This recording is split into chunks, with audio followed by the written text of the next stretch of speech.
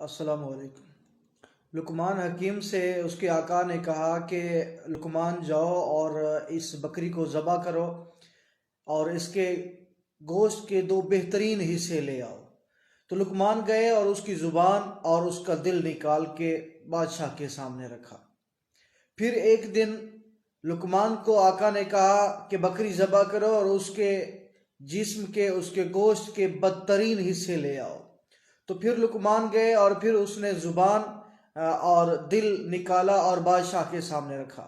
بادشاہ نے پوچھا کہ یہ کیا وجہ ہے کہ آپ نے بدترین حصے بھی زبان اور دل کو قرار دیا اور بہترین حصہ بھی زبان اور دل کو قرار دیا؟